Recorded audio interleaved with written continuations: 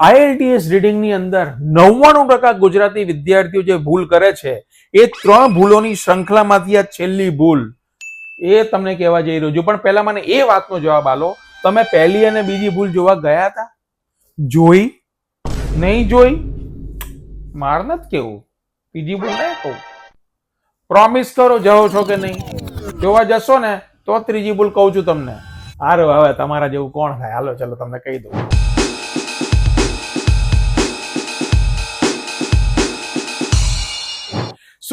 ત્રીજી જે સૌથી ખતરનાક ભૂલો આપણા ગુજરાતી વિદ્યાર્થીઓ કરે છે ને, એ આખા પેસેજ ઉપર જે છે ને એ લોકો રિસર્ચ કરે છે. રિસર્ચ જાણે ગ્રંથ ના લખવાનો હોય, આખા પેસેજ.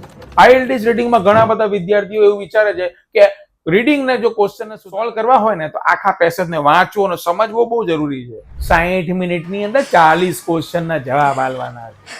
આમાં રિસર્ચ કરવા જશો ને તમે આમાં જીવન નીકળી જશે હમણાં.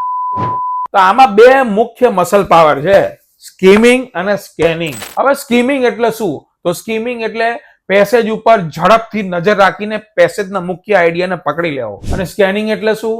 તો આપણા પ્રશ્નમાં જે જરૂરી નામ હોય, તારીખ હોય કે કીવર્ડ, એ કીવર્ડ પેસેજમાં જઈને શોધવા માટેની બાજ નજર.